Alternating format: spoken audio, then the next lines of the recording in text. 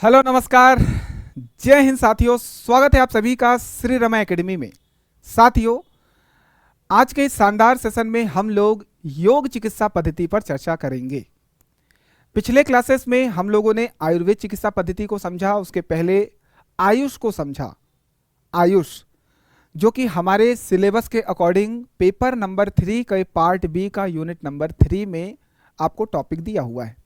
आयुष जो कि केंद्र सरकार के द्वारा चलाया गया और आयुष मंत्रालय भी बनाया गया 2014 में। तो मेरे साथियों, आयुष चिकित्सा पद्धति के अंतर्गत आयुर्वेद को हमने पढ़ लिया है।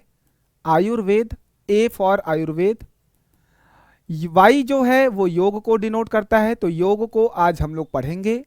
यू से यूनानी, एस से सिद्धा और एच से होम्योपैथी।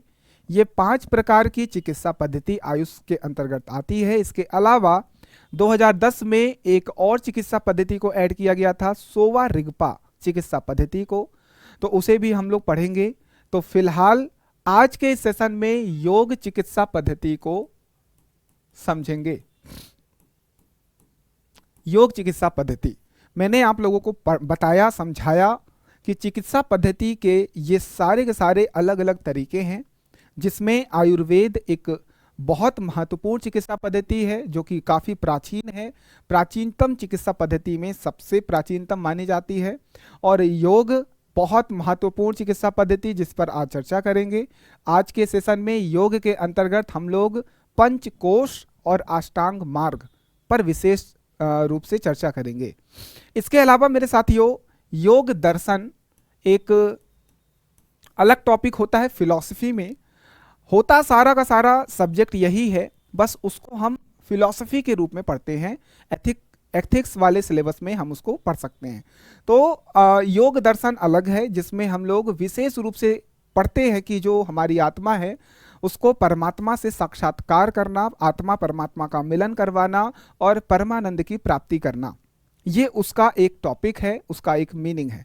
यहाँ पर हम लोग चिकित्सा पद्धति के रूप में पढ़ रहे हैं। इसका मतलब है इस संसार में रह करके जो रोग हैं उससे हमको निवारण चाहिए, शरीर निरोगी हो, स्वस्थ हो, मस्त हो, उसके लिए हम इस चिकित्सा पद्धति का उपयोग कर सकते हैं अपने जीवन में। और उसको करने के कुछ मार्ग दिए गए हैं, अष्टांग मार्ग, उसको अपना करके हम योग पद्धति को, योग चिकित्सा पद्धति को यूज करके हम निरोगी रह सकते हैं। और इसको करने के लिए जो जो चीज़ें आपको चाहिए सब कुछ हम इस सिलेबस के अकॉर्डिंग पढ़ेंगे। तो सिलेबस के अकॉर्डिंग ही चलना है हमें बहुत ज़्यादा इधर उधर अस्त व्यस्त नहीं भागना है।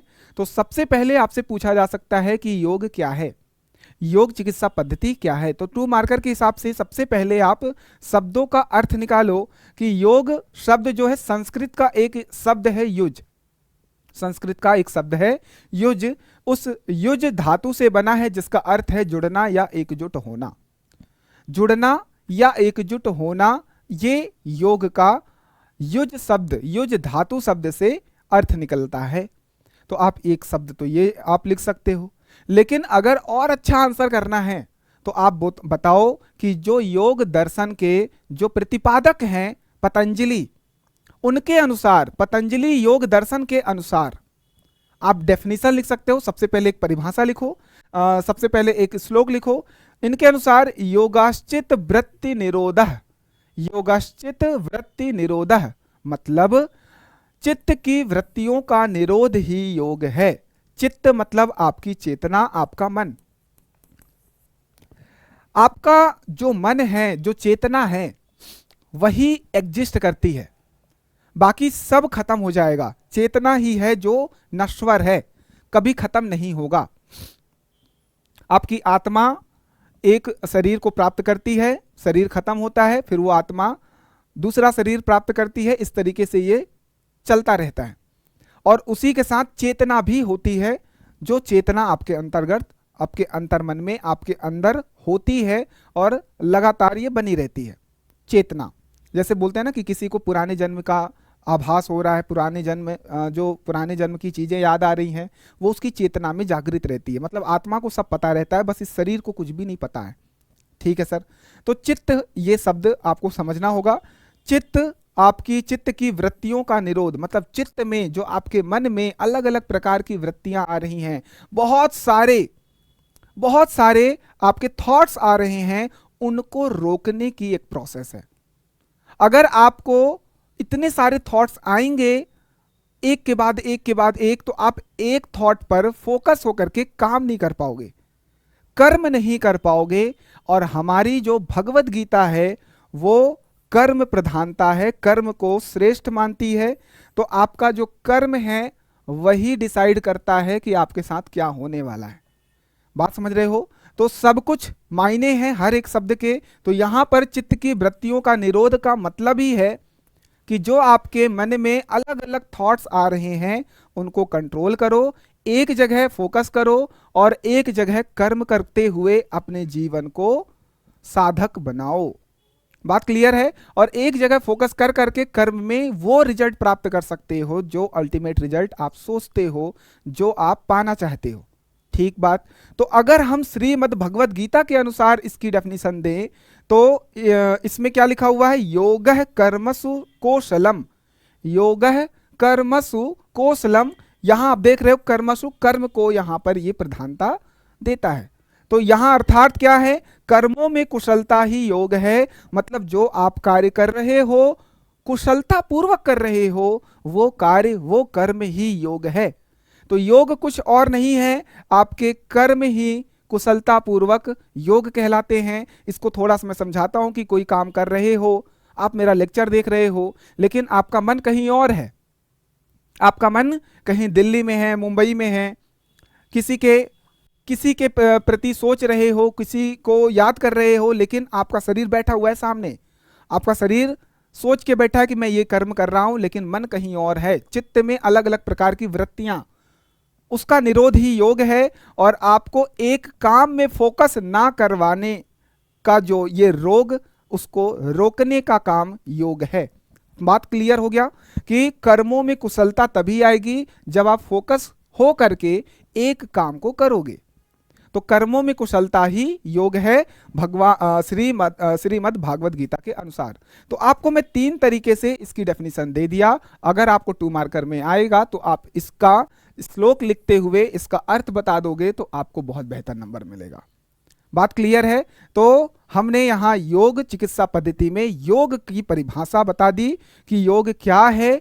और हमारा जो योग दर्शन है ना, मैं बार बार बताता हूं कि योग दर्शन में हमारा जो एक रिजल्ट है, योग दर्शन में जो योग का जो एक मायने है, मीनिंग है, वो यही है परमानंद की प्राप्ति। और वो क्या है? आत्मा का परमात्मा से साक्षात्कार करना, उसके साथ मिलना, और वो योग से प्राप्त होगा। चलिए ये क्लियर। आगे बढ़ते हैं योग चिकित्सा। चूंकि हम लोग चिकित्सा पद्धति पढ़ रहे हैं जिसका हम इस जीवन में उपयोग करके निरोगी बन सकते हैं, उसको थोड़ा कुछ पॉइंट में समझते हैं। योग तत्वतः बहुत सूक्ष्म विज्ञान पर आधारित एक आध्यात्मिक विषय है। अब ये एक आध्यात्मिक विषय है, लेकिन इसमें भौतिक विषय का भी क्या है? समावेशन है। सिर्फ आध्यात्मिक होता तो ये आपके सिलेबस में नहीं डाला गया होता, सिर्फ आध्यात्मिक होता तो इस सिलेबस में नहीं डाला गया होता। तो ये आध्यात्मिक विषय है जो मन और शरीर के बीच सामंजस्य स्थापित करने पर बल देता है। मैंने अभी एक पॉडकास्ट किया था, उसमें भी ये चीज समझाया था कि अगर आपको 5 घंटे पढ़ाई करने के बाद मन नहीं लग रहा है, 2 घंटे 4 घंटे पढ़ने के बाद मन नहीं लग रहा है, और आपको उन समय काल को बढ़ाना है, 5 घंटे को 8 घंटे, 10 घंटे, 12 घंटे, 15 घंटे तक लेकर के जाना है, तो आपको योग, एक्सरसाइज, मेडिटेशन करना होगा। तो ये वही चीज समझा रहा है कि अगर आप मन और शरीर के बीच सामंजस्य स्थापित कर लेते हैं, आत्मा और शरीर के बीच सामंजस्य स्थापित कर लेते हैं, अपने चेतना, अपने मन के, अपने शरीर के साथ एक सामंजस्य, एक समन्वय स्थापित कर लेते हैं, तो आप उसको प्राप्त कर सकते हो। और ये कैसे होगा? योग से होगा। जब आपका शरीर निरोगी होगा तभी तो आप कर पाओगे, वरना आप बीमार रहते हो तो 2 घंटे बैठ के पढ़ पाओगे क्या? 10 मिनट पढ़ना मुश्किल है। तो आपका शरीर भी साथ दे, आपका मन भी साथ दे। ऐसा ना हो शरीर स्वस्थ है, मस्त है, मन कहीं और है। और ऐसा भी ना हो कि मन बहुत कर रहा है पढ़ने को लेकिन शरीर साथ नहीं दे रहा है। दोनों का सामंजस्य बनाना जरूरी है और यही योग से होगा। ये प्रैक्टिकल बातें हैं, प्रैक्टिकल, ऐसा नहीं कि बहुत आध्यात्मिक बातें कर रहा हूं, बिल्कुल प्रैक्टिकल। जो कर्म आप करना चाहते हो, कर रहे हो, उसमें ये यूज करोगे और करते हो। यह एक जीवन पद्धति है, साथ ही यह भारत की एक पुराना अनुशासन है। ये अनुशासन है जिसको आप अष्टांगिक मार्ग के, अष्टांगिक योग के द्वारा प्राप्त कर सकते हो, उनको अपने जीवन में ला करके। और 3 तरीके से लाना होता है, योग में भी 3 तरीके हैं। पहला आपका तरीका होता है कि योगासन, आप बैठ के कुछ आसन बना रहे हो, उससे आपका शरीर स्वस्थ हो रहा है। दूसरा है भोजन, आप कैसा भोजन प्राप्त कर रहे हो, शरीर के लिए कितना वो फायदेमंद है, वो जरूरी है। और तीसरा है निद्रा। ये 3 चीजों का विशेष रूप से ध्यान दिया जाता है, योगासन, भोजन और निद्रा।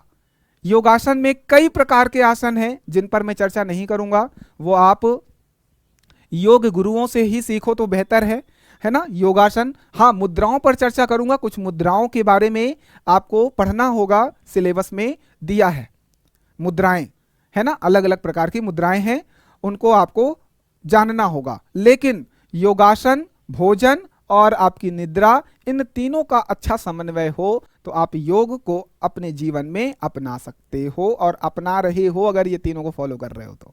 ठीक है सर, तो ये बहुत पुराना अनुशासन है। यह आध्यात्मिक और भौतिक दोनों, जो मैंने बोला आध्यात्मिक और भौतिक दोनों है, सिर्फ आध्यात्मिक होता तो सिलेबस में नहीं होता। योग श्वास तकनीकी, व्यायाम, ध्यान, इन तीनों का उपयोग करता है और स्वस्थ रहने के लिए आपका शरीर जो है वो प्रेरित होता है। खुशी आपको मिलती है, आपको अंतरात्मा से खुशी मिलती है, जो कि सबसे ज्यादा जरूरी है। भौतिक खुशी जो है, बाहरी खुशी जो है, कोई वस्तु प्राप्त करके जो खुशी मिलती है वो क्षणिक होता है। एक वस्तु मिल जाने के बाद दूसरी वस्तु की लालसा होती है हमें, वो क्षणिक होता है। एक वस्तु मिल गई, दूसरी वस्तु, फिर दूसरी वस्तु मिल गई, तीसरी वस्तु, फिर चौथी वस्तु, ये आपकी जो इच्छा है वो बढ़ती जाती है। लेकिन जो आंतरिक खुशी है वो आपको दे सकता है योग। ठीक है ना, तो योग आपको खुशी प्रदान करता है, खुशी में सुधार प्रदान करता है और स्वास्थ्य अच्छा रखने में मदद करता है। आपके स्वास्थ्य तकनीकी के द्वारा, इसमें कुछ योगासन ऐसे हैं जो आपकी स्वास्थ्य तकनीकी पर आधारित है, जैसे कि आपने अनुलोम विलोम वगैरह पढ़ा, सुना होगा, किया होगा। डीप ब्रीथ लेने के लिए बोला जाता है कि आप डीप ब्रीथ लो, उससे आपके अंदर ऑक्सीजन की क्या होगी, पूर्ति होगी, ऑक्सीजन ज्यादा से ज्यादा जाएगा, रक्त में प्रवाह होगा और आपके पूरे शरीर के अंगों तक ऑक्सीजन पहुंचेगा, जिससे कि आप और अच्छा स्वस्थ रहोगे। श्वास तकनीकी बहुत जरूरी है इसमें। उसके बाद व्यायाम कर रहे हैं हम, प्राणायाम, व्यायाम कर रहे हैं और हमारा ध्यान लगाने की प्रोसेस, तीनों अगर हम जब करते हैं, तीनों का उपयोग करते हैं तो योग अपने आप हो जाता है। आई होप क्लियर है ये सारी बातें। योग चिकित्सा जो कि हमें निरोग रहने के लिए, जो कि हमें स्वस्थ रहने के लिए प्रेरित करता है और हमें करता भी है। आइए हम समझते हैं योग के लाभ। अगर मान लीजिए आपको प्रश्न आए योग क्या है, योग के लाभ लिखिए, तो इसको 4 डायमेंशन में आपको लिखना है। योग के लाभ हमें शारीरिक रूप से भी मिल रहा है, मानसिक रूप से भी लाभ मिल रहा है, आध्यात्मिक रूप से लाभ मिल रहा है और भावनात्मक रूप से भी लाभ मिल रहा है।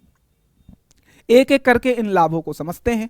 सबसे पहले शारीरिक लाभ कि सर अगर हम योग करते हैं तो रोगों से हमें बचाव मिलता है, हमें रोग प्रतिरोधक क्षमता बढ़ती है, हमारा शरीर निरोगी होता है, या अगर कोई रोग होता है तो हम उससे लड़ पाते हैं, रोगों से बचाव। उसके बाद शारीरिक शक्ति और मांसपेशियों का प्रशिक्षण, मांसपेशियां आपकी स्वस्थ होती हैं, शारीरिक रूप से आप मजबूत होते हो, शरीर मजबूत बनता है और आपकी रोग से लड़ने की क्षमता बढ़ती है, रोग प्रतिरोधक क्षमता में वृद्धि होती है। तो ये तो हो गया शारीरिक रूप से लाभ जो कि हमें चाहिए। दूसरा लाभ है मानसिक लाभ। आप देखते हो हमारे देश में, पूरे विश्व में हर तीसरा चौथा व्यक्ति जो है वो मानसिक रोगी है, मानसिक तनाव लेके बैठा है, किसी ना किसी चीज का टेंशन लेके बैठा है, किसी को घर परिवार की टेंशन, किसी को पैसे की टेंशन, किसी को गर्लफ्रेंड की टेंशन, किसी को बॉयफ्रेंड की टेंशन, किसी को अलग अलग तरीके से वो उन्होंने अपने जीवन में रख रखा है। प्रॉब्लम्स, और वो प्रॉब्लम्स उनको इतना ज़्यादा तनाव देता है जो कि वो उनको मानसिक रूप से अस्त व्यस्त कर देता है। किसी भी कार्य करने में मन नहीं लगना, आप इन्हीं सब चीज़ों में उलझे रहते हो, वो आपको मानसिक रोगी बनाता है। तो मानसिक रोगी जो हैं वो योग कर सकते हैं। किसी भी तरीके का तनाव है उससे निकलने के लिए आपको थोड़ा आंतरिक रूप से मजबूत होना पड़ेगा, तभी आपको सोल्यूशन दिखेगा और आप कर्म करोगे और उसे प्राप्त करोगे।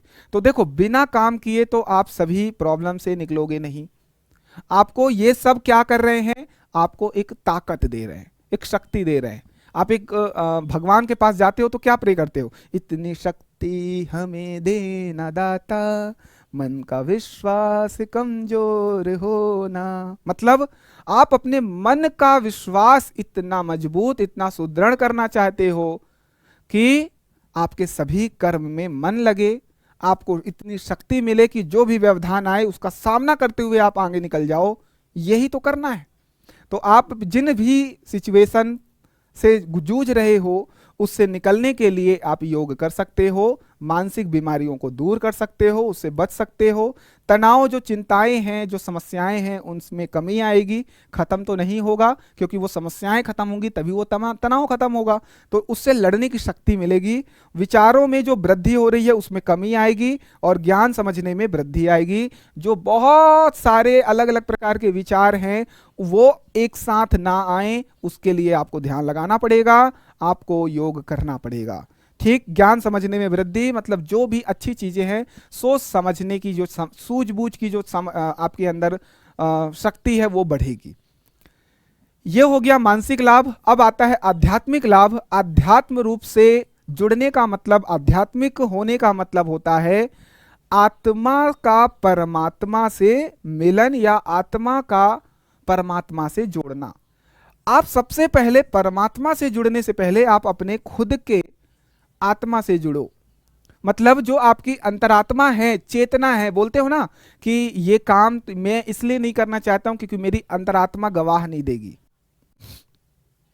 कोई देख रहा है नहीं देख रहा है मेरे को नहीं पता, लेकिन मेरी अंतरात्मा इसको करने से मुझे रोकती है।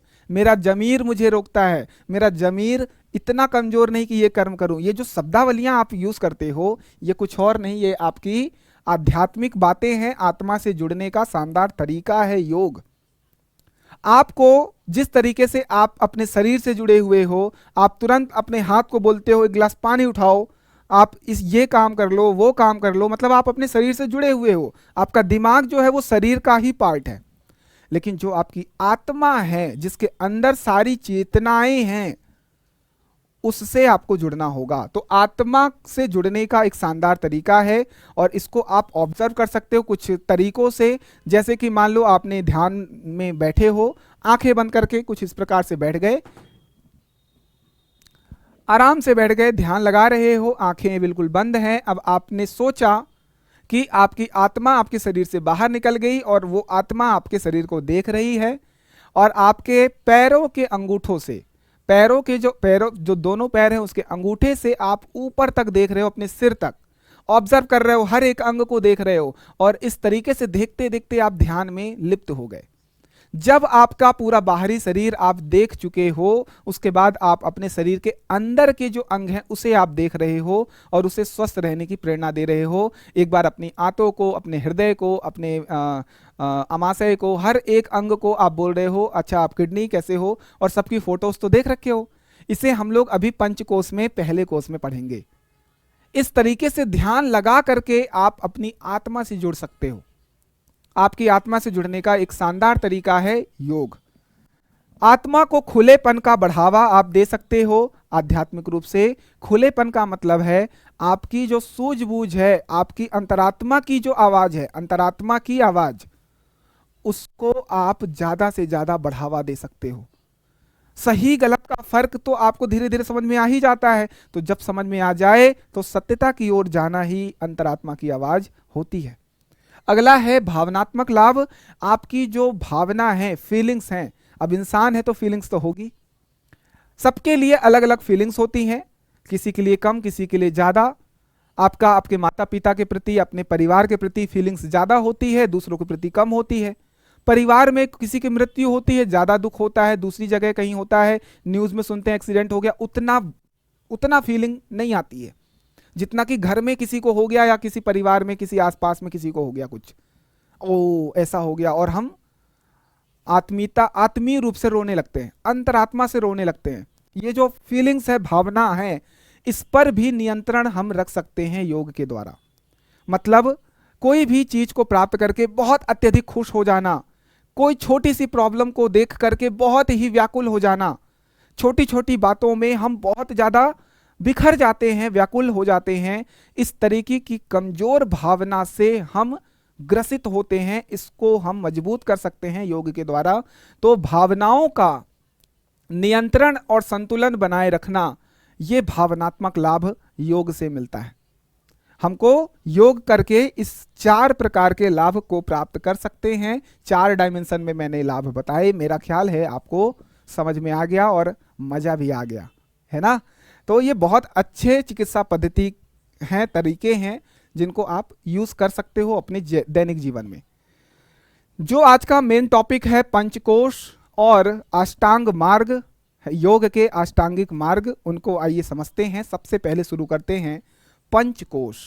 साथियों, सीधा सीधा क्वेश्चन पूछेगा कि योग क्या है, पंचकोश को समझाइए। इस शरीर के अंदर 4 शरीर और हैं, मतलब हमारा 5 शरीर, इसको पंचकोश के नाम से हम जानते हैं। सर क्या बातें कर रहे हो, इसको समझिए। आइए देखते हैं। ये जो डायग्राम है ये आपको बेहतर तरीके से समझाएगा। कैसे? आप जो शरीर, बाहरी शरीर देख रहे हो, ये आपका बाहरी शरीर जो है, इसको कहते हैं अन्नमय कोश। अन्नमय कोश, ये आपका क्या है? अन्नमय कोश है, ठीक है, जो कि त्रिदोष से बना है, जो कि सप्त धातुओं से बना है, जिनको हम देख सकते हैं, छू सकते हैं, फील कर सकते हैं। उसके अंदर 4 और शरीर हैं।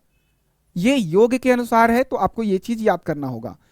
कौन कौन से हैं सर? अन्नमय कोश के अलावा उसके अंदर है प्राणमय कोश, फिर है मनोमय कोश, फिर है विज्ञानमय कोश, और फिर है आनंदमय कोश, जिसमें आपको परमानंद की अनुभूति होगी। शुरू करते हैं अन्नमय कोश। पहले समझ लेते हैं योग दर्शन के अनुसार पंचकोश क्या है। पंचकोश में पंच का अर्थ है 5 और कोश का मतलब होता है एकत्रित होना, एकत्रित करना, मतलब सभी को जोड़ना, 5 को जोड़ना, मतलब पंचकोश। पंचकोश का अर्थ है एकत्रित करना। तो पहले तो शब्दों का अर्थ आपको पता होना चाहिए। हर एक शब्द का अपना अपना मायना है, तो आपको इन सभी शब्दों का अर्थ पता हो।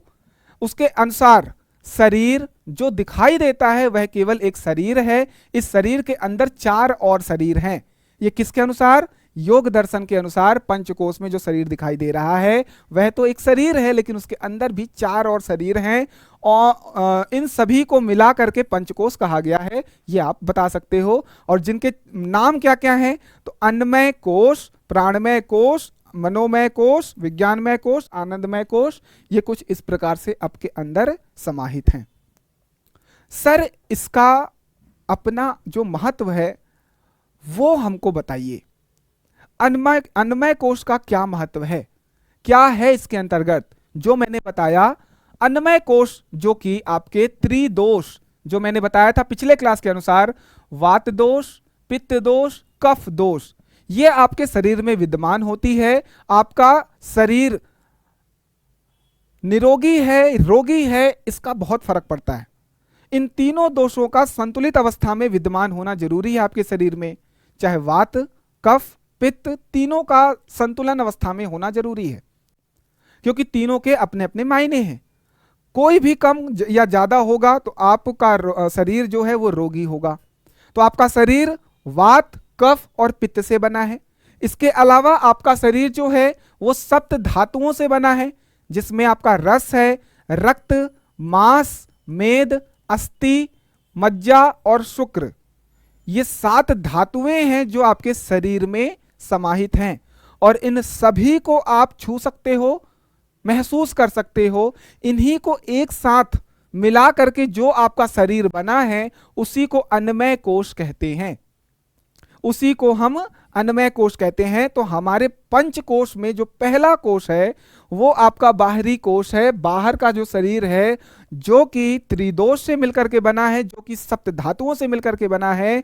वात पित्त कफ दोष और सप्त धातु आपका रस रक्त मांस मेद अस्थि मज्जा और शुक्र, इन सभी से मिलकर के बना है, जो दिखाई दे रहा है, जिसे आप छू सकते हो, जिसे आप महसूस कर सकते हो, इसी को हम कहेंगे अन्नमय कोश। तो अगर आपको 2 मार्कर में अन्नमय कोश आए तो आप बता सकते हो क्या? बिल्कुल लिख सकते हो। ठीक, अगर हम बात करें कि तैत्रेय उपनिषद के अनुसार अन्नमय कोश का जो अर्थ है जिससे शरीर एकत्रित हुआ है, अन्नमय कोश जो कि आपके सभी 4 शरीर को क्या एक आधार प्रदान करता है, वह अन्न है।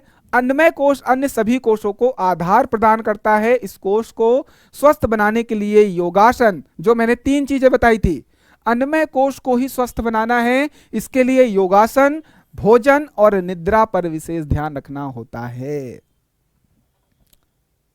योगासन, भोजन और निद्रा पर विशेष रूप से ध्यान रखना होता है। क्या बात क्लियर है? अब हम करेंगे योगासन, हम अच्छा भोजन प्राप्त करेंगे और हम अच्छी नींद लेंगे।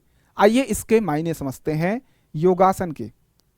साथियों, पहली बात तो समझो, हम पढ़ रहे हैं पंचकोश। पंचकोश में जो पहला कोश हमने पढ़ा, कौन सा पढ़ा? अन्नमय कोश।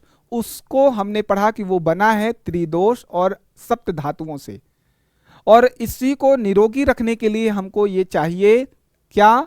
आपका व्यायाम करना, मतलब आपका योगासन, भोजन और निद्रा। ठीक है, इसको मैं बताता हूं। योगासन,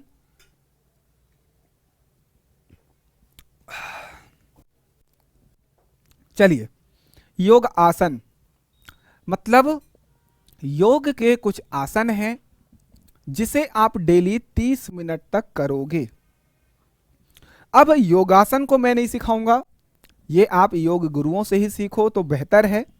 अलग अलग योगासन हैं, जैसे अनुलोम विलोम है, अलग अलग प्रकार की मुद्राएं। हाँ, मैं योग मुद्रा जरूर बताऊंगा आगे की क्लास में। अलग अलग योग की मुद्राएं हैं, है ना, उनको हम समझेंगे।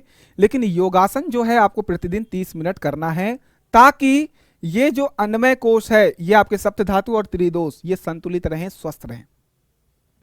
योगासन 30 मिनट करिए, शरीर में लचीलापन होगा, आंतरिक अंगों में सुदृढ़ता आती है, साथ ही रक्त संचार ठीक बना रहता है। साथियों, आप लोगों ने एथलीट को देखा होगा, क्रिकेटर वगैरह को तो देखा ही होगा, विराट कोहली को, कितना फ्लेक्सिबल है, लचीलापन उसके शरीर में कितना है। जितना ज्यादा आप लचीले होगे उतना आप स्वस्थ हो। आपका अगर योगासन में अच्छा खासा प्रैक्टिस है, डेली आप कर रहे हो, तो आपका शरीर बहुत अच्छा स्वस्थ होगा, लचीलापन उसमें बहुत ज्यादा होगा। और जितना ज्यादा आप लचीलेपन की तरफ जाओगे, आप उतना बेहतर कार्य कर पाओगे। साथ ही साथ आपका जो आंतरिक अंग है, आपका हृदय, किडनी, आपका यकृत, ये आपका जो पेनक्रियाज है, अमाशय है, ये सारी चीजें, छोटी आंत, बड़ी आंत, ये सब स्वस्थ तभी रहेंगे जब आप योग करोगे। योगासन के फायदे हैं, एक्सरसाइज करो, नहीं कुछ कर सकते हो तो कुछ ना कुछ तो करो। ठीक, तो आपका लचीलापन, आंतरिक अंगों में सुदृढ़ता आती है, और आपका रक्त संचार साथियों, ब्लड सर्कुलेशन इसलिए जरूरी है शरीर में, क्योंकि खून के माध्यम से ऑक्सीजन पूरे शरीर में प्रवाहित होती है, और खून के माध्यम से ऑक्सीजन का जो परिसंचरण हो रहा है वो हर एक अंगों के लिए चाहिए, क्योंकि हर एक अंगों का निर्माण छोटे छोटे कोशिकाओं से हुआ है, और उन कोशिकाओं को ऑक्सीजन चाहिए। और ऑक्सीजन जितनी ज्यादा से ज्यादा आपके शरीर में जाएगी, उतना ही आपके शारीरिक वृद्धि के लिए अच्छा होगा। तो मेरे साथियों, रक्त संचार ठीक बना रहने का मतलब ही यही है। अगर किसी का ब्लड क्लॉट होता है, कहीं पर कोई भी क्लॉटिंग होती है, तो अटैक वगैरह कैसे आता है, हार्ट अटैक वगैरह, रक्त संचार प्रॉपर ना होने की वजह से। हृदय में रक्त का संचार प्रॉपर नहीं हो पाया, आपका हृदय क्या हो गया, हृदय घात हो गया, मतलब हार्ट अटैक आ गया। तो ये बहुत जरूरी है। तो मेरे साथियों, ये चीज समझ में आ गया योगासन। अब भोजन, अगर हम भोजन की बात करें तो यहां पर ऋषि चरक के अनुसार भोजन के 3 विशेष बातें हमको ध्यान रखनी है। 3 बातें ध्यान रखनी है। 3 बातें कौन कौन सी ऋषि चरक के अनुसार? एक तो ऋतु भूख, दूसरा है हित भूख और तीसरा है मित भूख। इन 3 बातों का ध्यान रखना है। सर ये कैसी शब्दावलियां हैं, हमको याद कैसे होगी? आप 2-3 बार पढ़ोगे सब याद होगा। एक एक करके भोजन पर चर्चा कर लेते हैं, जिसको आपको लिखना है अन्वय कोश में। बहुत आराम से समझ में आ रहा है, कहानी की तरह बता रहा हूं मैं। ऋतु भूख, अगर जब ऋतु भूख की बात करेंगे तो ऋतु का मतलब होता है सीजन और भूख मतलब भोजन। तो जो सीजनल सब्जी और फल हैं आपको उन्हीं को खाना है। आपका जो सीजन में सब्जी नहीं आ रहा है उसको नहीं खाना है। ये चरक जी कह रहे हैं, हमारे ऋषि चरक के अनुसार ये भोजन के बारे में बताया गया है। ऋतु भुक का मतलब जिस सीजन में जो भोजन मिल रहा है, जिस सीजन में जो सब्जी फल मिल रहा है, विशेष रूप से सब्जी फल के लिए बोला है इन्होंने, उसी सब्जी उसी फल को हमको खाना है। आम जो है हमको 12-12 महीने हमको खाने को मिल रहा है। आपने देखा होगा बरसात में हम लोग गोभी वगैरह को अवॉइड करते हैं क्योंकि कीड़े वगैरह ज्यादा होते हैं। तो मेरे साथियों, ऋतु भुक समझ में आ गया कि जिस ऋतु में जो फल सब्जी मिलेगा उसको हमको खाना है। दूसरा है हमारा हित भुक, जो भोजन हमारे शरीर के लिए हितकारी होगा उसे ही हमको लेना है। ऐसा भोजन जो शरीर के लिए हितकारी हो, वो कैसा भोजन होगा? जिसमें ऑयली जो है ऑयली भोजन वो नहीं होगा, कम से कम होगा। जो शरीर के लिए आवश्यक पोषक तत्व हैं उसकी पूर्ति करता होगा। सर आपने पोषण में पढ़ाया है कि शरीर को पोषण चाहिए, न्यूट्रिशन चाहिए। अलग अलग न्यूट्रिएंट्स के द्वारा, अलग अलग पोषक तत्वों के द्वारा इस शरीर का हम क्या करते हैं? निर्माण करते हैं। अगर एक छोटा सा बच्चा इतना बड़ा शरीर अगर बना पाता है तो शारीरिक वृद्धि के द्वारा उसके लिए चाहिए प्रोटीन। शरीर को चलाने के लिए, दिन भर काम करने के लिए चाहिए कार्बोहाइड्रेट। ऊर्जा के लिए, संचित ऊर्जा के लिए आपको वसा चाहिए। रोग प्रतिरोधक क्षमता के लिए आपको विटामिन चाहिए। अलग अलग प्रकार के कार्यों के लिए आपको खनिज लवण चाहिए, पानी चाहिए और फाइबर्स चाहिए। अलग अलग प्रकार से मैंने खनिज तत्वों को पढ़ाया है, 7 खनिज तत्व। तो आपके भोजन में ये खनिज, ये पानी, ये फाइबर, ये कार्बोहाइड्रेट, ये प्रोटीन, ये सब कुछ अवेलेबल हो जो शरीर के लिए हितकारी हो। आपका शरीर किसी भी पोषक तत्व की कमी का शिकार ना हो, या फिर इन सभी पोषक तत्वों के शरीर में अधिकता भी ना हो। पता चले पूरा शरीर फैटी शरीर बना लिया आपने, मतलब ऐसा भोजन ले रहे हो जिससे फैट जमा हो रहा है बहुत ज्यादा एक्सेस अमाउंट में आपके शरीर में, तो वो भी नुकसानदायक है। कोई भी खनिज लवण है, अगर कम होगा तो नुकसान, ज्यादा होगा तो नुकसान। तो ऐसा भोजन हमें करना है जो शरीर के लिए हितकारी हो, उसको बोलते हैं हित भुक। ऋतु भुक जिस ऋतु में जो फल सब्जी मिल रही है, हित भुक जो शरीर के लिए हितकारी हो, और अंत में जो है मेरे साथियों मित भुक, मतलब ऐसा भोजन जो हमारी भूख से कम हो। मित भुक मतलब आपका शरीर अगर मांग रहा है 7 रोटी, आपको खाना है 5 या 6 रोटी। यहां तक भर के नहीं खाना है कि दबा के खा लिए, यहां नटई तक बिल्कुल भर लिए हैं और बिल्कुल शरीर अब तो बिल्कुल हिल भी नहीं रहा है, बस सो जाओ। तो ऐसा नहीं करना है। तो 3 प्रकार के भोजन की चर्चा की गई है चरक के द्वारा, तो ऋतु भुक, हित भुक और मित भुक। अगला है निद्रा। हमको निद्रा ऐसी लेनी है जिसमें गहरी नींद आती हो, और ऐसी निद्रा आपको तभी आएगी जब आप 24 घंटे में से 10-15 घंटे जबरदस्त काम करोगे। और जब काम करोगे तो शरीर थकेगा, और जब बहुत थकावट होगी तो ऐसी निद्रा आएगी कि आपको कुछ सूझ संपट ही नहीं पड़ेगा। उस निद्रा को गहरी निद्रा बोलते हैं। उस निद्रा में आपको ना तो कोई सपना आएगा, ना तो कुछ भी गलत ख्याल आएंगे, उसको बोलते हैं स्वप्न रहित निद्रा। तो निद्रा ऐसी हो जो कि स्वप्न रहित हो, निद्रा ऐसी हो जो बहुत गहरी नींद वाली हो। कम समय में भी आपकी निद्रा पूरी हो सकती है, और इनके अनुसार बताया गया है कि 6 से 8 घंटे की निद्रा सफिशियंट है 24 घंटों में। ये नहीं कि इंस्टॉलमेंट में सो रहे, 6 घंटे अभी सो लिया, 2 घंटे दोपहर में सो लिया, फिर शाम को भी नींद आ रही है, आधे घंटे फिर नींद मार लिया। निद्रा 6 घंटे की हो 7 घंटे की हो इतना सफिशियंट है। बाकी मैंने पिछले क्लासेस में समझाया था, एक नैप दोपहर में ले सकते हो। भोजन के बाद दिनचर्या में मैंने बताया था कि भोजन के बाद आप थोड़ी देर के बाद जब आपका शरीर मांग रहा हो तो 10 15 20 मिनट का आप नैप ले सकते हो, वो एक निद्रा आप ले सकते हो, जिससे कि पुनः एनर्जी मिल जाती है आपको शरीर को। तो ये चीज हो गया। अब ध्यान विधि इसकी, जो हम पंच कोश पढ़ रहे हैं, अभी पहला कोश पढ़ रहे हैं, याद रखिएगा अन्नमय कोश। इसमें जो ध्यान विधि है वो कैसी हो? ध्यान विधि, सुखासन में बैठकर आंखें बंद करना है, सांस सामान्य रखें। अभी मैंने ये पूरी ध्यान विधि बता दी है, अभी बताई है कि आपको कुछ और नहीं करना है, ध्यान में बैठ जाओ। सुखासन में एकदम बढ़िया, एकदम बेहतरीन तरीके से बैठ गए हो, आंखें बंद कर लिए हो। अब ऑब्जर्व करो अपने बाहरी शरीर को, अपनी अंतरात्मा को बाहर निकाल के सामने बिठा दो कि आत्मा तुम आओ बैठो सामने, और उसको बोलो कि तुम देखो मुझे, और वो आपको देख रही है। आपके पैर के अंगूठे से लेकर के आपके सिर तक एक एक अंगों को ऑब्जर्व कर रही है। जब ऑब्जर्व कर ली उसके बाद वो आपके आंतरिक शरीर को ऑब्जर्व कर रही है। एक बार हृदय को, किडनी को, आपके उसके बाद अमाशय को, छोटी आंत, बड़ी आंत, जितने भी अंग आपने फोटो में देखे हैं ना, सबको आप एक बार ऑब्जर्व कर लो और सबको अच्छा अच्छा बोलो कि बहुत बढ़िया, स्वस्थ हो, मस्त हो, आहा मजा आ गया, जबरदस्त हो। इस तरीके से ध्यान लगाने की विधि यहां पर दी है, जो आपके पंचकोश में पहले कोश अन्नमय कोश में करोगे। ध्यान विधि ये आपको कर लेनी है। उसके बाद इस ध्यान को लगा करके गहरे लंबे सांस लेनी है, और इसमें आपको हर चीज को देखना है। बस ये मेडिटेशन का भी तरीका है ना। योगासन एक मेडिटेशन ही है, तो आप इसको इस तरीके से भी जोड़ सकते हो। अब ये निष्कर्ष के रूप में लिख सकते हो, उपर्युक्त तंत्रों पर ध्यान केंद्रित करने से उन सभी अंगों की कार्यशैली, उनका उपयोग जो है और उनका लाभ कैसे लिया जा सकता है, ये करते हैं।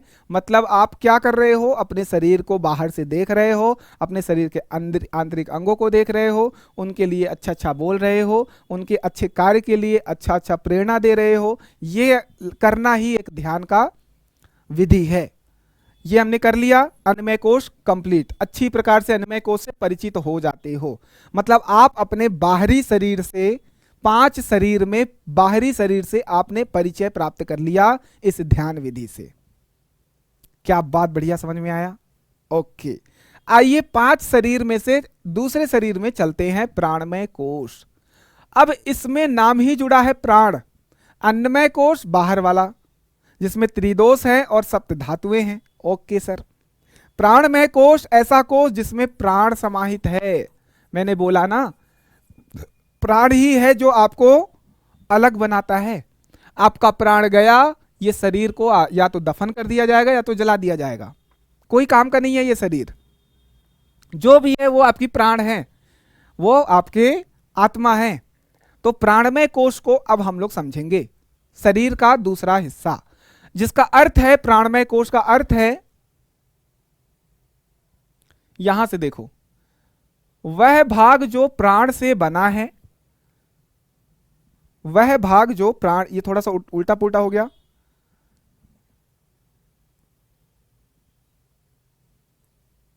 यहां से यहां तक, एक मिनट, इसको हटा दो। अर्थ है वह भाग जो प्राण से बना है। सीधा याद रखो, प्राणमय कोश का अर्थ है वह भाग जो प्राण से बना है। प्राण ही है जो इस शरीर को जीवित रखे हुए है।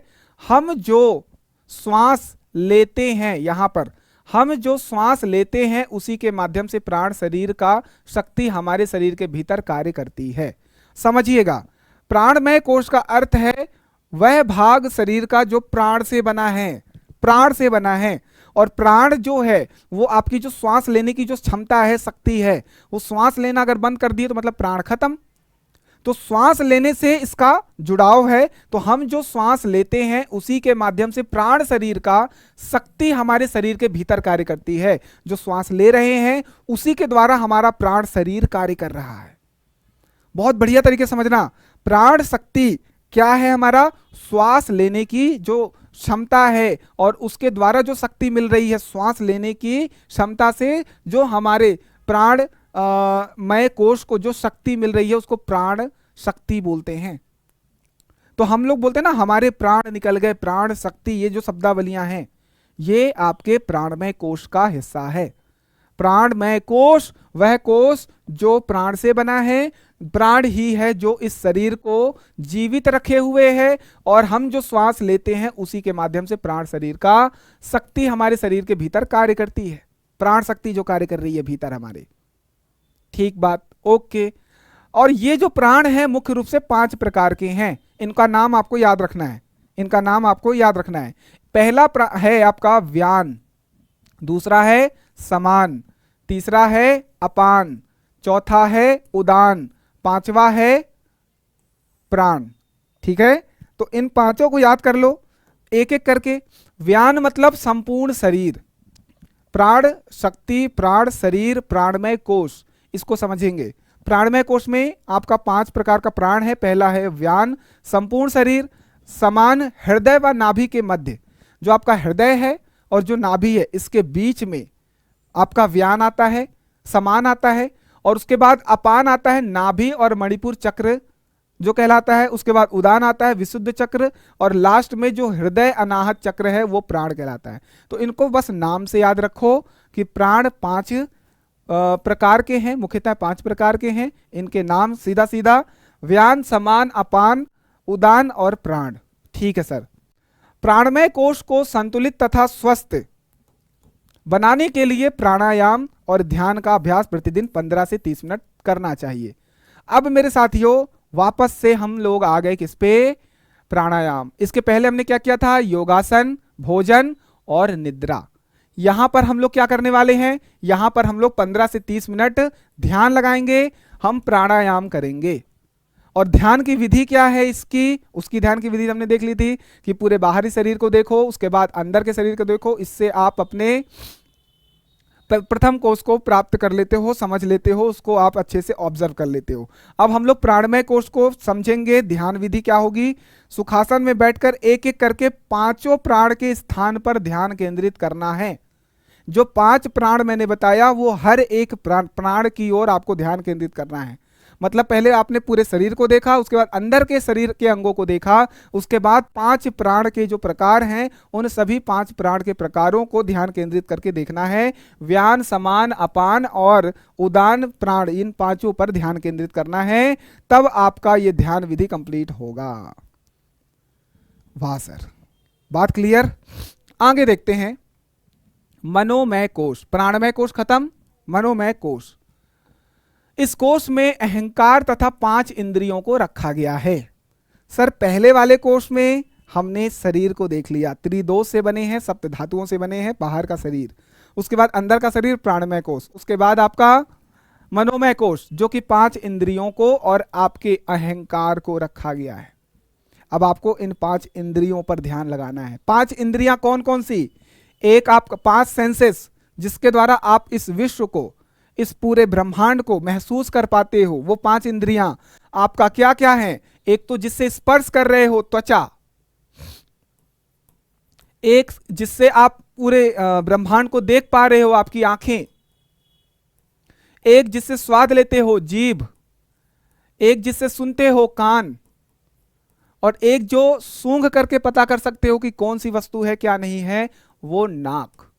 ये आपकी 5 इंद्रियां हैं जो कि आपके वश में होने चाहिए, और अहंकार भी आपके वश में होना चाहिए। इन सबका समावेश मनोमय कोश है। मन ही है जो बुद्धि तथा आत्मा को वश में रखता है। अगर मन नहीं करेगा आपका किसी चीज को काम करने में, या मन बहुत ज्यादा व्याकुल होगा अन्य अन्य चीजों को प्राप्त करने में, तो इसका मतलब है कि आपका मन, आपकी बुद्धि, आपकी आत्मा का सामंजस्य नहीं बैठा है, संतुलन नहीं है। आपका आपके मन पर कंट्रोल होना जरूरी है। उसके लिए आप ये कोश, मनोमय कोश पर ध्यान लगा सकते हो। ठीक, मन संपूर्ण विचार सत्ता का केंद्र है। जितना भी आप विचार करते हो उन सभी विचारों की जो एक सत्ता है उसका केंद्र आपका मन है, चेतना। जबकि बुद्धि विवेचना करता है, मन को दृढ़ संकल्प के साथ नियंत्रित करना जरूरी है। जैसे शरीर का भोजन अन्न और प्राण का भोजन प्राण शक्ति है। जैसे शरीर का भोजन है अन्न है और प्राण का भोजन प्राण शक्ति है, वैसे ही मन का भोजन अच्छे सात्विक विचार हैं। मन को साधने के उपाय त्राटक और ध्यान हैं। आओ देखते हैं त्राटक विधि, ध्यान विधि। त्राटक विधि आपने कहीं ना कहीं सुना होगा या फिर किया भी होगा कि अगर हमको अपने मन के भटकाव को दूर करना है, मन के भटकाव को केंद्रित करना है, तो हमको त्राटक विधि करनी होगी। इसमें क्या किया जाता है? त्राटक में हम एकांत स्थान पर बैठ जाते हैं, कोई एक मोमबत्ती जला लेते हैं, मोमबत्ती जला लो, उसकी लौ इस प्रकार से जलती हुई हमें दिखाई देती है और इसी पर ध्यान केंद्रित करते हैं। बिल्कुल सीधी रीढ़ की हड्डी कर लो, शरीर एकदम सामने कर लो और इस पर ध्यान केंद्रित करो, तो हम क्या बोल सकते हैं? त्राटक हम कर रहे हैं।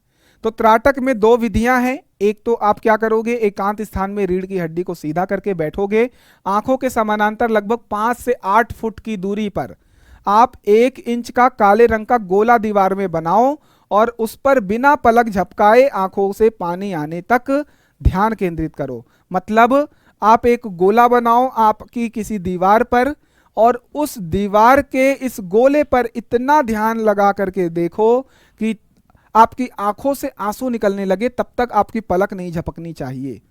और इस तरीके से आप प्रैक्टिस करते रहो लगातार और इससे आपका ध्यान जो है वो केंद्रित होगा।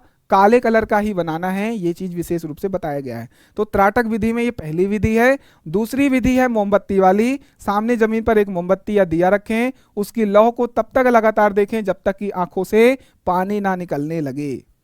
आंखों से आंसू आने दो और आंखों की जो पलक है उसको झपकने मत दो। शुरुआत में आपकी पलकें झपकेंगी, लेकिन प्रैक्टिस से वो समय काल बढ़ता जाएगा। इस विधि को त्राटक विधि कहते हैं। इससे मन का भटकाव जो है वो दूर होता है। आप इसे यूज करके आप अपने जीवन को सफल बना सकते हो, मन की व्याकुलता को दूर कर सकते हो। बहुत ही बेहतरीन विधि है। ये तो बहुत सिंपल भी है, कर लो अभी। ठीक है, तो हम लोग अहंकार और 5 इंद्रियों को कंट्रोल में लाने के लिए, मनोमय कोश से हम रूबरू होने के लिए त्राटक विधि कर लिए। चलिए आगे ध्यान विधि है कि सुखासन में बैठकर सांस लेने और सांस छोड़ने पर ध्यान केंद्रित करना है। कि आराम से बैठ जाओ, सांस ले रहे हो इस पर ध्यान दो, सांस छोड़ रहे हो उस पर ध्यान दो। आप बस सांस लेने और छोड़ने पर ध्यान केंद्रित कर लो। ये विधि जो है ध्यान विधि है किसकी? हमारे मनोमय कोश की। बस वो ध्यान विधि और ये त्राटक विधि। बहुत शानदार सर। अगला है विज्ञानमय कोश और फिर आनंदमय कोश। विज्ञानमय कोश, इस कोश के द्वारा सत्य का ज्ञान होता है।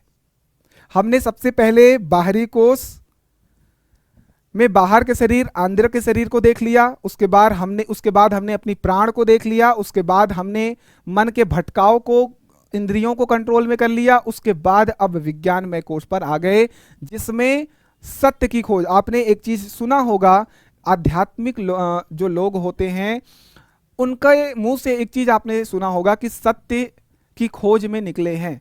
सत्य क्या है? क्या है इस शरीर का लक्ष्य? इस जीवन का लक्ष्य क्या है? इस जीवन का क्या महत्व है? क्यों हमें पैदा करके मरना होता है? क्यों इस शरीर को बार बार आना जाना पड़ता है? ये शरीर बार बार क्यों इस आत्मा को आना जाना पड़ता है? ये शरीर नश्वर क्यों है?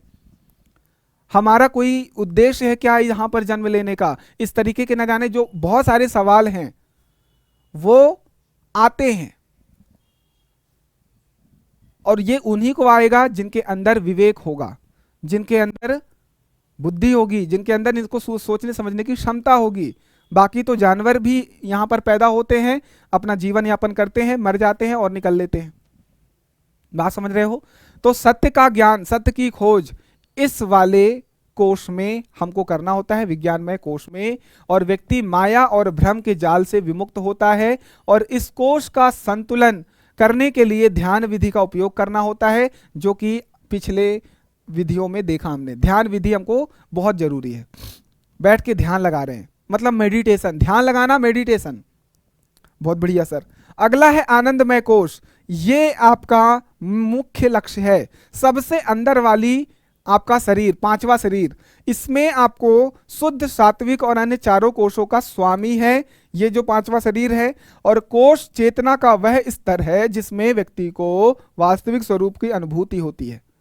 मतलब हमारा ये शरीर वास्तविक स्वरूप है क्या? नहीं। जो वास्तविक स्वरूप है अगर उसकी अनुभूति करना है तो आनंदमय कोष को समझना होगा। आनंदमय कोष में वही चीज है जो आत्मा और परमात्मा का मिलन है, आत्मा का साक्षात्कार होता है परमात्मा से, और एक आनंद की जो अनुभूति हमें होती है वो इस शरीर को होती है, इस आनंदमय कोष को होती है। मतलब आपने देख लिया, आत्मा का परमात्मा से साक्षात्कार होता है।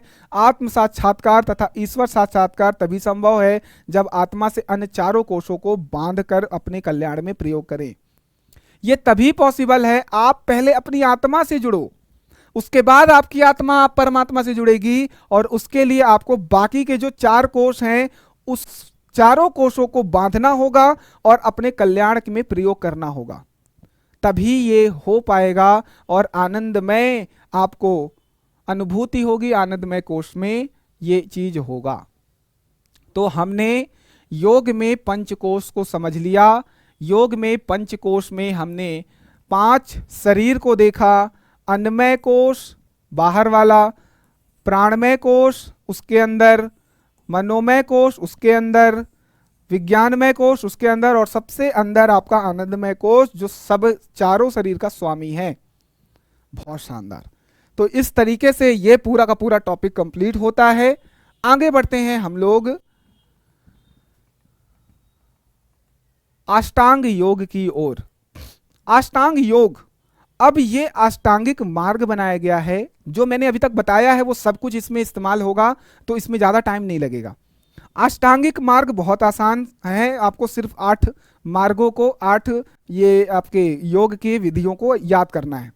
कि पहला अष्टांगिक मार्ग, पहले तो याद रखो महर्षि पतंजलि को शास्त्रीय योग का प्रणेता कहा जाता है।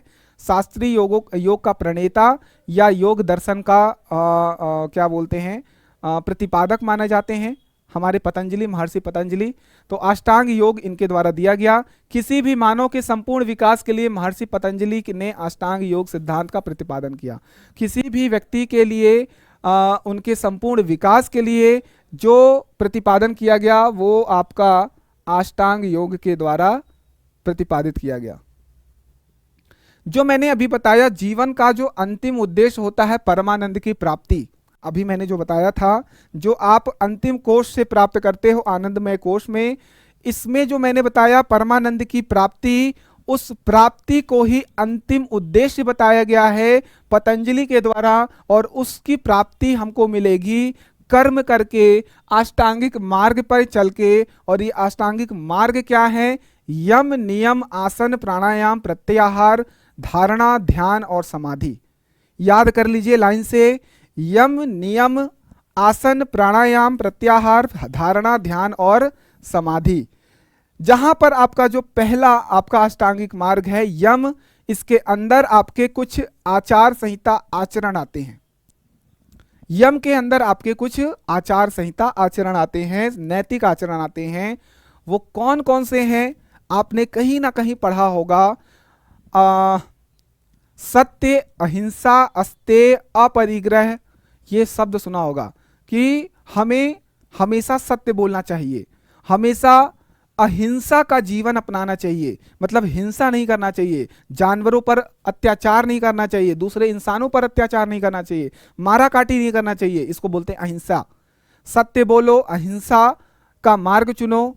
अस्तेय मतलब चोरी ना करो, कभी चोरी ना करो। अपरिग्रह, अपरिग्रह अपनाओ, अपरिग्रह अपनाओ, ठीक है ना।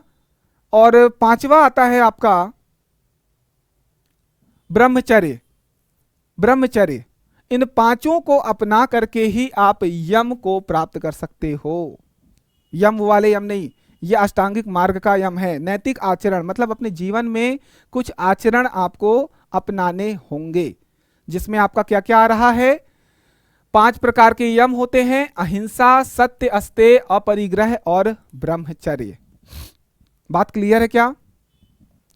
सर यहां अपरिग्रह का मतलब क्या है? अपरिग्रह का मतलब होता है लिमिट में धन को संग्रह करना, मतलब जितनी जरूरत हो उतने ही संसाधनों का आप संग्रह करके रखो, उससे अधिक नहीं करना है, ये आपका अपरिग्रह बताता है। बाकी अस्तेय, चोरी ना करना, ब्रह्मचर्य का जीवन अपनाना, ये पांचों अगर अपना रहे हो तो मतलब आप अष्टांगिक मार्ग का यम मार्ग पर ध्यान लगा रहे हो। तो ध्यान करने के लिए सकारात्मक नियम अपनाना है। जो नियम कानून है वो इस प्रकार से हैं, ये बाह्य और आंतरिक इंद्रियों के संयम और नियंत्रण करने से प्राप्त होगा, बाह्य और आंतरिक मन में समन्वय।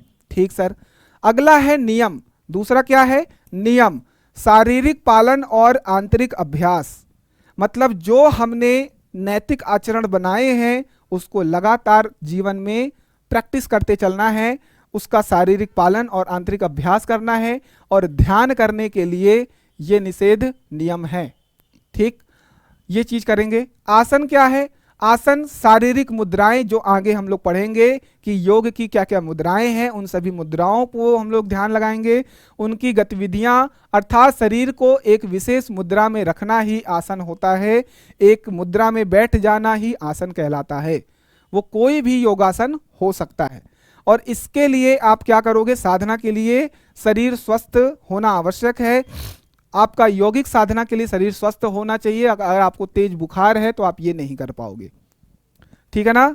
इसमें बहुत सारे आसन आते हैं, जैसे कि योग दर्शन में पद्मासन हो गया, मयूरासन, वज्रासन आदि अनेक आसनों को आप कर सकते हो। वज्रासन तो आपने कहीं ना कहीं सुना होगा कि पाचन शक्ति जो है, आपने जबरदस्त खाना खा लिया है तो आप घुटनों के बल ऐसे करके बिल्कुल आप बैठ जाते हो, तो आपको वज्रासन कहा जाता है कि मतलब वज्रासन में आप प्रैक्टिस कर रहे हो, उससे आपका जो पाचन है वो जल्दी से शुरू हो जाता है और काफ़ी तेजी से चलता है, जिससे कि जो खाना है वो डाइजेस्ट हो जाता है।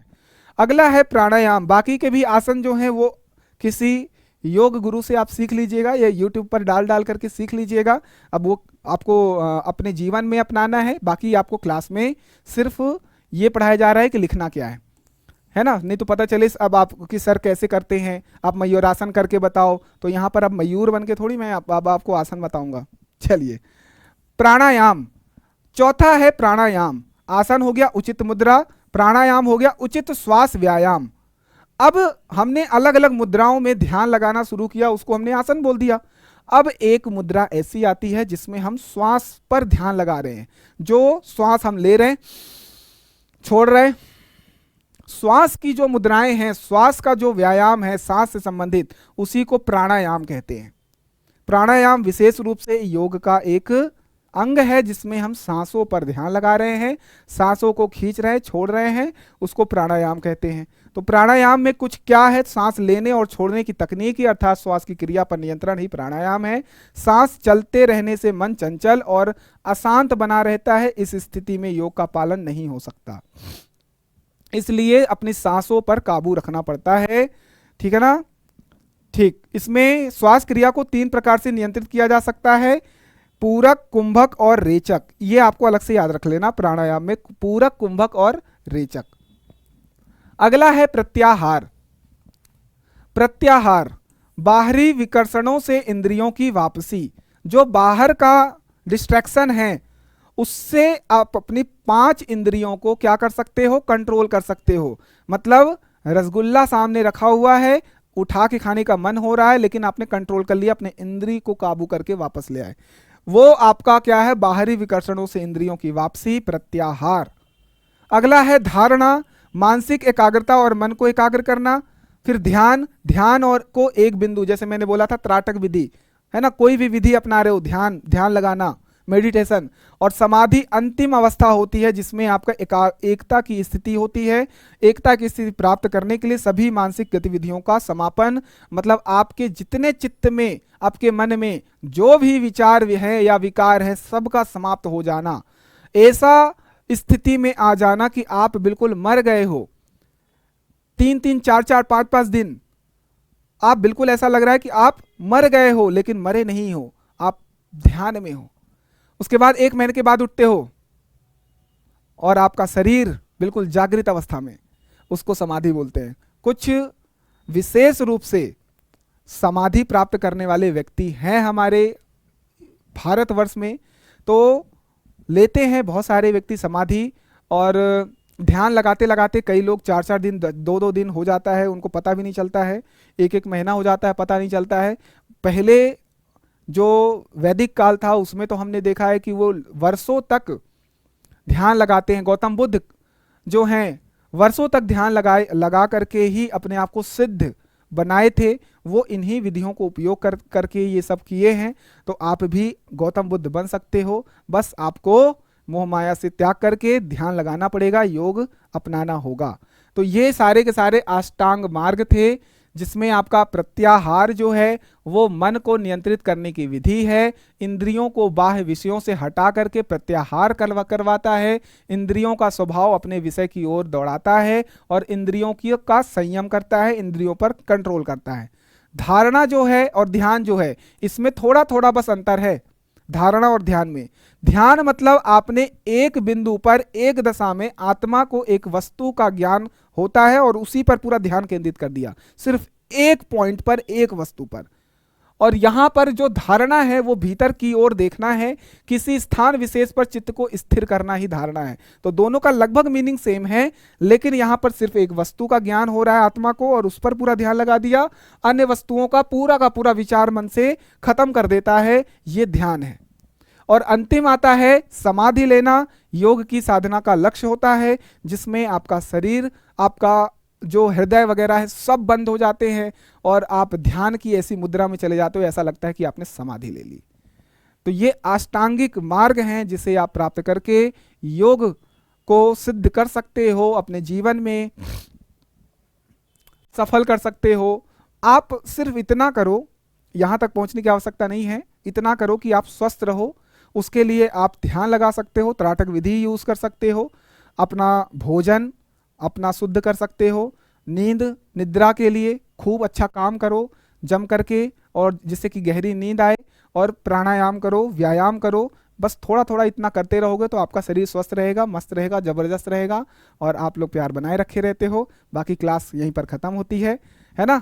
सठ कर्म अगली क्लास में करेंगे। धन्यवाद। आप लोगों को मेरा ख्याल है ये सेशन मज़ा आया होगा, समझ में आया होगा। थोड़ा हट करके ये सब्जेक्ट्स हैं, टॉपिक्स हैं, तो आपको इसी तरीके से सोचना और विचारना है। और अगर यही योग दर्शन में होता तो मैं थोड़ा सा आध्यात्मिकता के अंदर और जाता, लेकिन विशेष रूप से आपको इतना ही पढ़ना है। मिलते हैं अगली क्लास में। सटकर्म पढ़ेंगे अगली क्लास में, उसके बाद कुछ योग की मुद्राएं हैं, है ना। ये सटकर्म की क्रियाएं हैं, फिर योग की मुद्राएं हैं, है ना। और मैं बताऊंगा कि आपकी जो 5 उंगलियां हैं आपके, वो हर एक पंचतत्व को रिप्रेजेंट करती है। अंगूठा अग्नि को, तर्जनी जो है वो वायु को, मध्यम जो है वो आकाश को, अनामिका फिंगर जो है वो आपकी पृथ्वी को, और कनिष्का जो है वो आपके जल को।